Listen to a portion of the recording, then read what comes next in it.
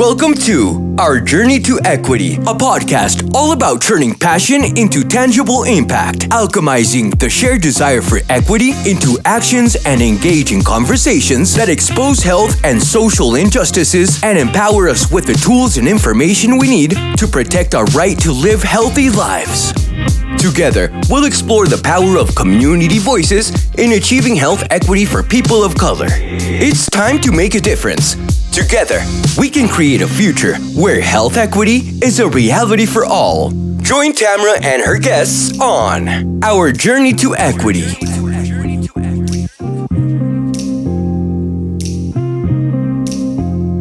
Hello everybody, and welcome back to Our Journey to Equity. As you know, or if you are new, you will learn. I am Tamara. I am a health equity practitioner.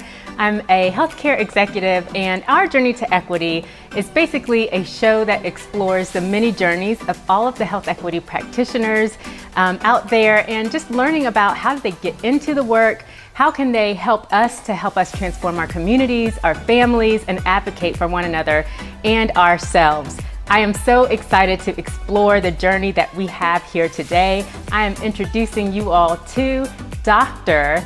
Keisha Stewart. I'm so thrilled for you all to learn a little bit more about the personal journey that she's been through to get to where she is right now and doing the health equity and community work that she does every single day.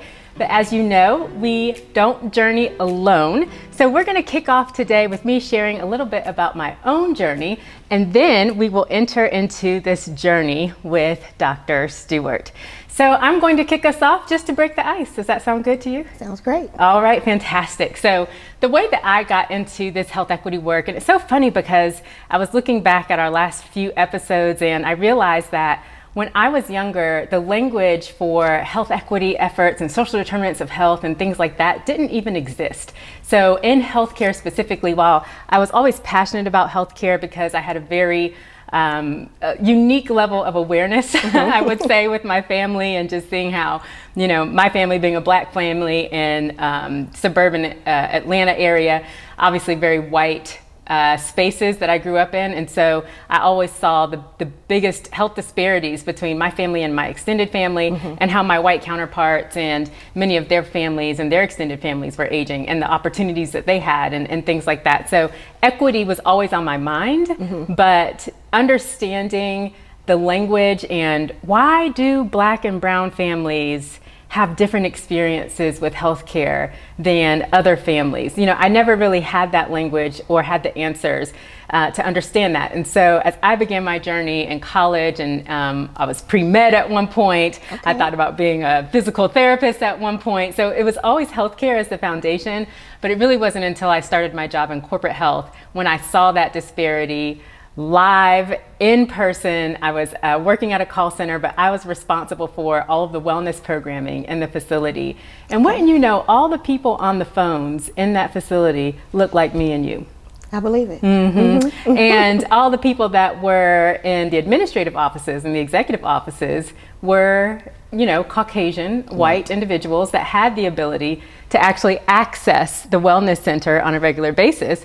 And the individuals that we were there to serve, which are the individuals that were on the floor, very sedentary jobs, long hours, high stress, because you call them people and they just cussing you out all day long, right? They never even had the time, the capacity to take advantage of the resource. And so it was like I was there to serve a specific population, but the only individuals that were actually able to access the resource were the people that didn't really need the resource to begin with, because they had the flexibility in their day-to-day work. And that's not really why the whole organization brought this wellness company on board. So that's when it first really, the light bulb turned on, and I said, okay, a lot of this has something to do with policy, a lot of this has something to do with access. And I began my path forward from that point forward, really determined to try to create some kind of equity. It wasn't that, these individuals didn't want it, right? It wasn't that these individuals didn't want to feel better. They didn't want to feel stressed out. Right. They just didn't have the access. They didn't have the ability to say, oh, let me just, take a break from these calls and come down here for an hour, right? They had a 30-minute lunch break. So, a lot of times even how the organization was structured, it didn't even make it possible. So that's a little bit more of a teaser into my journey. Keisha, can you please share with our extended family out there a little bit about your personal journey and what you do? Most definitely. And it was so great to hear about your journey because I'm listening to it and finding that we have some things in common. Mm-hmm. So I started with call centers. I didn't know that. Right. So when you're sitting here, I'm like on the edge of my seat, like the connection. Wow. So I started with call centers in credit and collections. And again, like you stated, everyone that was sitting around me looked like me. Right. Those that were telling us what to do, they were a different persuasion. Right. And that's when I learned that there were certain pieces of information that those in my community did not have access to. That's right. So we're talking to these folks in credit and collection. So like you said, we are getting cursed out. Right. But there are some things about financial health that was not being shared with these individuals. So we have folks that are filing bankruptcy, they're destroying their credit, which is going to impact their housing, right, and things of that nature. So that's when I realized that there was some information out there that everyone did not have access to. So in that space, I was just thinking of financial information and financial health. But as I moved on in my career, I realized there's so much information out there that many of us were not exposed to. And this impacted our lifestyle and our overall health.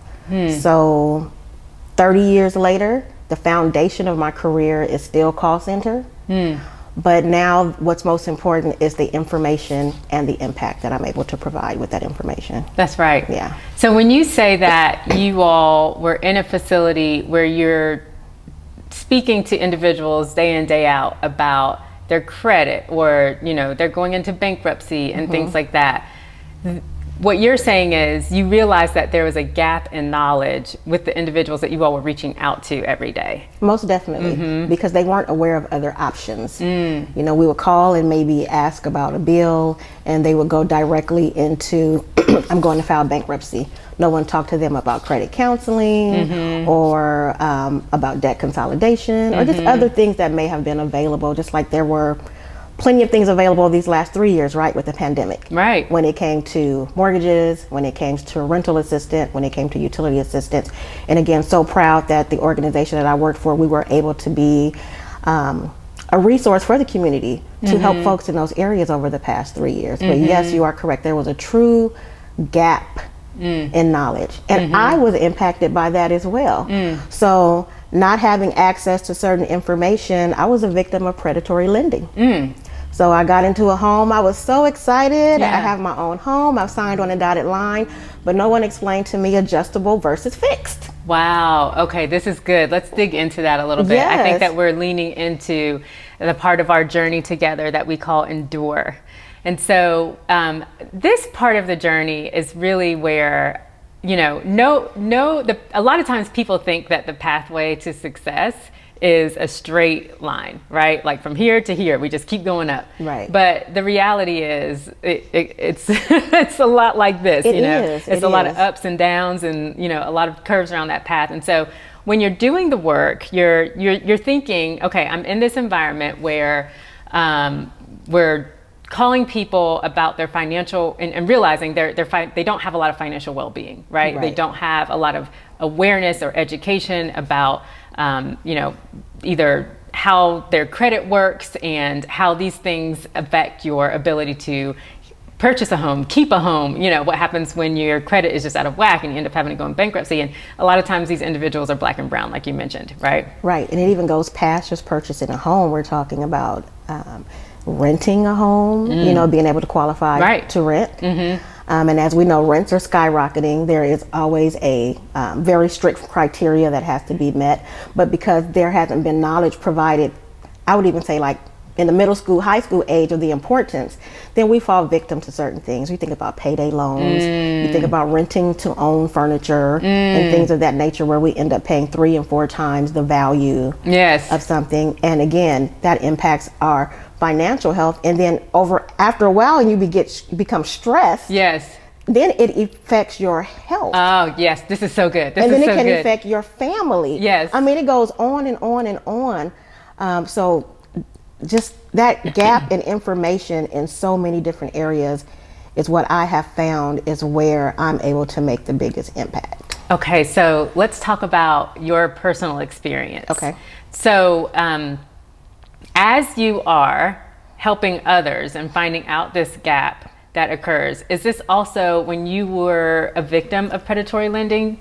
Or talk to us about that pathway, that journey that you went through in your experience. Most definitely. So I learned along the way. So I'm giving the information that I'm being given to those that we're talking to on the phone. But I'm saying everyone is not in the same position. It seems like only the handful of folks that I was talking to was in this position. So during that same time, I did become a victim of predatory lending because that was not something that was explained to me. My mother became a homeowner very late in life, but she was also a victim of predatory lending. So she was able to sell and get out, but some people are not able to do that, and they end up losing their homes. So as I mentioned, I didn't know the difference between fixed and adjustable mortgage rates. Can you explain that for those of the viewers that may not know right now? I sure can. So a fixed rate is just what that says. That interest rate and that payment will stay the same. The only thing that may fluctuate with the payment is if your taxes increase. But with an adjustable rate, depending upon the market and the interest rates can go up. So for example, a few years ago, the interest rate was about 2%, 3%. Right now, I think it's knocking on the door of 7%. Wow. So a person's payment can change, after the fixed period, which is usually 2 years. So you don't know what the bill is going to be when you open it. So I knew what my paycheck was going to be, but I did not know that my payments would be going up. Wow. So that's why a fixed rate is so important, because your paycheck is typically fixed, It right? is. And if your paycheck is not fluctuating along with market changes, then you're going to be in for it if you're an adjustable rate mortgage. Exactly. And then just going further, being a single parent, being African American female, there were a lot of additional stressors on me. So, it came to the point where I actually came home and I had a foreclosure note on my door. Yeah. Because I wasn't educated, but I thought I had done the right thing because I purchased a home for myself and my son. He had a front yard, he had a backyard. But because of this lack of information, I almost lost my home. And how old was your son at the time? My son was about 11, and he asked me, "What is this note taped on the door?" Wow. So I'm having to try to explain to him what this means, because the note goes into details talking about your home being sold on the steps of the courthouse. Wow. So I want to say that probably was the pivot in my life where I said, there's some information out here that I have to get. Yes. And I think I have been a champion for resources and for information ever since. So thank goodness I was able to get the necessary information and save my home and save my credit and eventually get into a fixed rate. But had I not taken that extra step, had I not had folks that I could go to, then the situation would have been much different. Let's unpack that, because there's a lot in what you just shared there. And first of all, being a parent is hard, but being a single parent is whole nother level, right? It really is. And so you're a single mom, you're doing the best that you can to raise your son by yourself, right? And I believe at the time you weren't close to family. Is that right? No, so I was in California. And I had maybe a handful of family members. So it was kind of basically like myself and my mom. And we lived maybe about 30, 40 minutes apart. But yes, in my home, my family was myself and my son.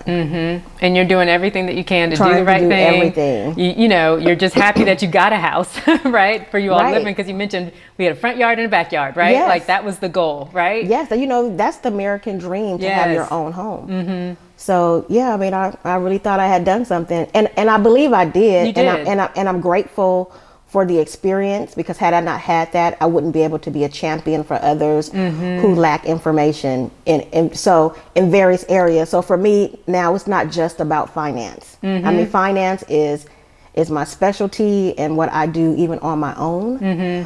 But with the resources that I have in my career with the City of Charlotte, I do make sure that impactful information is our foundation. That's a beautiful evolution. It really is. So we're going to talk about how your work has evolved in just a minute as the next part of our journey. I would love for you, right before that evolution happened though, you're going through this experience. So I would love for you to just walk us through how you got the information that you needed to stop the foreclosure, get your mortgage, you know, changed into a fixed rate mortgage, and really start to build your career and you know, all the steps from there to help others. But before we get to that part, walk us through the steps that you had to take. So the first thing I had to do was take a deep breath. Yes. Yes. I said, okay, so I said, I know I've come this far, and this is not how it's supposed to end. So I think sometimes information comes to us. It could be something as simple as mail, and we don't necessarily read it because we consider it junk. Right. So I actually took the time to start going through the mail, because once you're in that position, your name is like on a list, and you'll have different companies reaching out to you. Oh, I see. So that's something else you have to watch out for. That's probably a whole nother conversation, but to make sure that you're not going to be a victim of something else. Right. Yeah. So what I had to do was to, at that time, President Obama was in office, and he had a program called Making Home Affordable. So I actually had to Google and do the research to look for that program, to understand what the criteria was. I didn't quite understand. At that time, I was very active in my church. So I did have some confidants in church that I could speak with, and I shared the information with them, and they put me on to some additional resources, including an organization called NACA. So I was able to work with that group to prevent the foreclosure, which was a blessing. Had to go through a couple of counseling sessions because they wanted to give me the information that I should have had initially to make sure that I wasn't in that situation again. Now, was that financial counseling? It was financial counseling, and then it was also just resource counseling to understand resources as a parent, as a homeowner, making sure I understood those resources, because sometimes we'll take on things in our home and not understand there's something called a home warranty that you can have that will help you. So there were so many pieces of the puzzle that were missing for me that I really appreciate that they were able to put in perspective for me. That's wonderful. Yeah. So I'm hearing that it was a mixture of both deep information dives and also reaching out to your community. And I think sometimes, you know, you're very involved in your church, and many of us may be also very connected to different social groups, but we typically, you know, are kind of like, oh, okay, I don't really want to ask that person to help me, especially as women, and especially as a Black woman. You know, I don't want to have to ask for help. and what I'm learning is we have to get over that. That's good. We have to get over it. But, you know, it's like they say, in order to be a friend, you have to show yourself friendly. Ooh, that's good, Keisha. So one thing that I'm trying to do is make sure that I present myself so that someone does feel comfortable to come and ask me. And I try to surround myself with people that are just like that. So I'd say, for example, if there were 10 of us, that's potentially 10 lives that we can help to impact in a positive manner, because we're showing ourselves friendly and we potentially have access to information that they may not have. Oh, that is such a beautiful metaphor and example, because truly, I believe that there are people in your life that are there for a reason. Agree. And a lot of times you may have an unmet need, which is what you're saying, and you think that you're by yourself or you're alone in the situation, but you don't realize that sometimes the people in your life are there to help meet that need. And it just takes that first step. Okay, so we have to put that pride to the side that's sometimes. That's right. And I know it's not easy. So I'm not trying to say, oh, just go share all your business, because that's not the case. But just try to surround yourself by people that want to see you be successful. That's right. And not even just in career, just in life. Just in life. That just want to see you win. That's good. That's good. Okay, so you were surrounded by people, obviously, that wanted to see you win. You got hungry for the information and the resources, and now I think just knowing you, Keisha, your whole mindset is focused on how to help people. It is. With information. Can you talk to us? I think this is now a good point to really pivot to evolve. Can you talk to us a little bit about how your work has evolved given the experience that you've had? Yeah, so as I mentioned earlier, so my foundation has been customer service / call center. And to this day, I still run a 100-seat call center. Wow. For the city. Wow. And what has changed is, so the call center was, we're going to call, give you a little bit of information, and that's the end of the call. But now the call center has evolved into a resource hub for the city and for the county. So we're talking about information that can help break the digital divide. We're talking about information that was relevant during the pandemic, as I mentioned, that helped with rental assistance, mortgage assistance, utility assistance. We're taking data information that we gather, and we're meeting people where they are. So my call center is on the go. It is on the road. So you can find us in libraries. Wow. Listen, because we want to make sure that the community gets what they need. Our goal is to create a stronger community, one interaction at a time. Didn't say one phone call at a time. Oh, that's good. So that interaction could be in a library. It could be at a town hall meeting. It could be through the call center. It could be through any event that we're invited to, but we are now making that impact. We're even sharing information on a program that the city has that's helping folks to own homes, that's providing grants so that they don't have to make a down payment.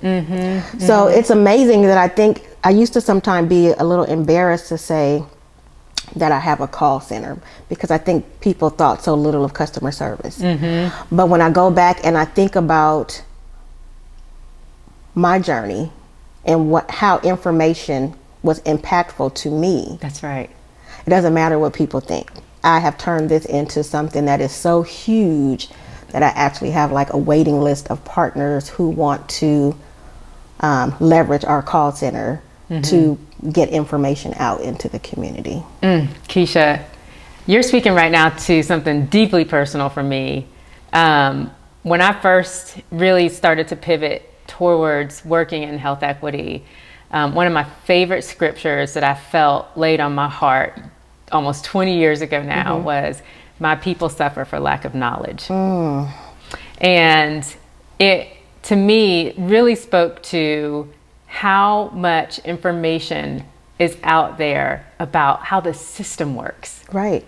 And how when you are not accustomed to fitting into the box of the system, you are going to be inside of a system that you don't know all of those. It's kind of like, a video game. You don't know where all the extra points are along the way, right? To keep you from, dying early before you get to the flag at the end of, the video game. But I mean, essentially what I'm saying is, we live in a world that is made up of many different systems, and many of these systems were made to make sure that marginalized groups of people, Black and brown people, LGBTQ community, I mean, any minoritized population, these systems were created to ensure that minoritized populations were not able to thrive, right, within these systems.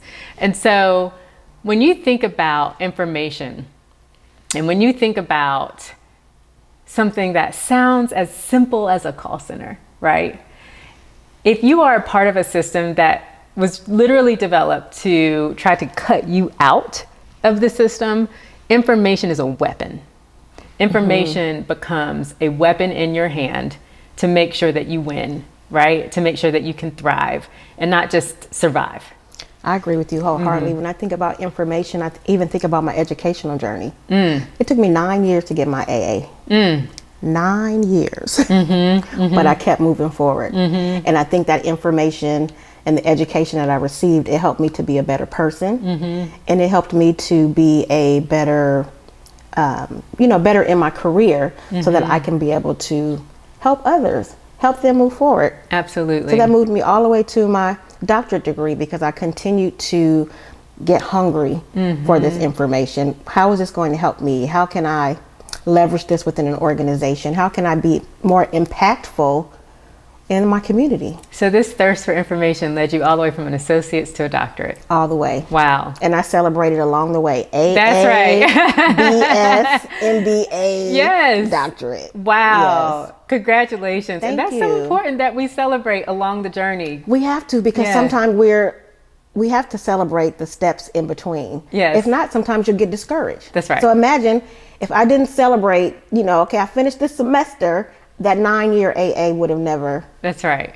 gotten completed. Oh my goodness, that's so good. Okay, so before we get into our last part of the journey, you mentioned so many things that you are responsible for leading as a part of the call center work. So your team is helping connect people to utility assistant, to assistance with any of the basic social needs, it sounds like. And we talked about in a previous episode, Social Determinants of Health. If you haven't seen it, you got to check it out, which are basically all of those things in your environment that impact your ability to thrive and have the highest level of well-being that you seek. So it could be the fact that you can't afford your rent. It could be that you're short on a payment for your electricity bill or your water bill, or it could be that you don't have transportation, right? And that's impacting your ability to keep a job. So all of those things, those social needs. And I mean, just like you said, when you don't have the information, a lot of times, I mean, it's just one thing chips away at another,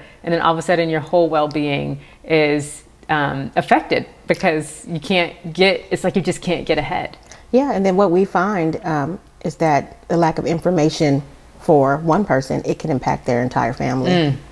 So I know that we also help to provide information on special transportation for seniors that need to get to medical appointments.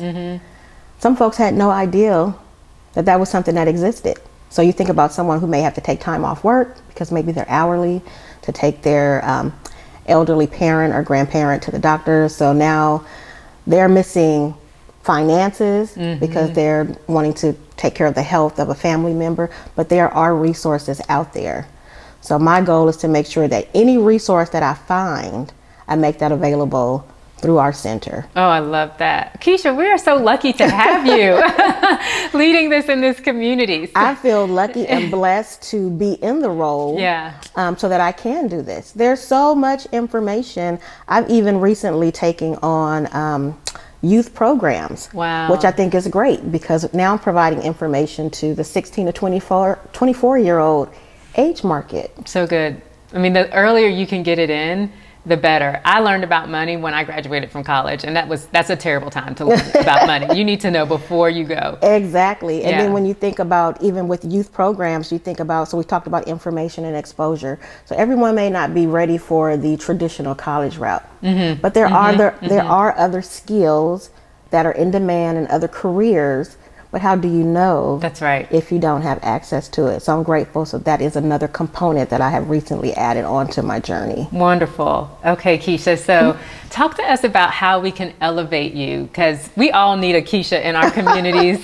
But this is, I think, as a part of really helping explore other people's journeys, but then also be a part of this community, right? Where we're all on this journey together, because literally we are all connected in some way. How can we elevate your work? So I think it goes back to something I mentioned earlier in our discussion, is present yourself friendly and be okay to share. Sometimes we find that we don't want to share information. I'm not sure why. Sometimes we want to hold on to it like it's our own, but present ourselves friendly. Be okay to share, and share resources that we know that our community needs. That's right. And if there is something that the community needs that's not available, reach out to your community, whether it be your local city or your local county, and say, this is a need that we have. This is who needs it. This is the impact. And let us know. Because sometimes there are things that are happening or that are not happening that if we're not aware of, we can't address. That's right. So we need that dialogue. We need that information. But at the end of the day, we need to be willing as individuals. I need each of you to be willing to share your knowledge with someone that you know needs help. Beautiful. Such a simple and very practical thing that we can all do. Just Most be willing. definitely. Step one, share the information that you have with someone else that can help elevate their life. Keisha, where can we find you? If people are like, let me find this woman and see more about her work, anything personal that you want to plug, please share it. Right now I am so the financial journey was so impactful to me and with information. I have started my own organization so that I can help people outside of my role with the city. So you can find me at performancestrategypartners.com on the internet. You can also find me at Raquishela, at Quishel on Instagram. But then you can find me with the City of Charlotte. With the City of Charlotte, you can dial 311 and they can get information to me. And I'm asking you, if there's information again that you have that we need to ensure our community has, give me a call. Beautiful. Thank you so much, Keisha, for joining us today. We will make sure that we add all of the social tags so y'all follow us on social media. And if you're looking for where to follow us, you can find us on Instagram at Our Journey to Equity, and that is with a number 2. Or you can just follow us on our website at www.ourjourneytoequity.com, also on our YouTube page at Our Journey to Equity. Thank you so much for joining us on the journey. We'll see you next time. Let's continue to amplify the voices of those fighting for equity and create a better future together. Stay connected with us by visiting our website, ourjourneytoequity.com, where you can access previous episodes, resources, and ways to get involved. Thank you for being part of Our Journey to Equity.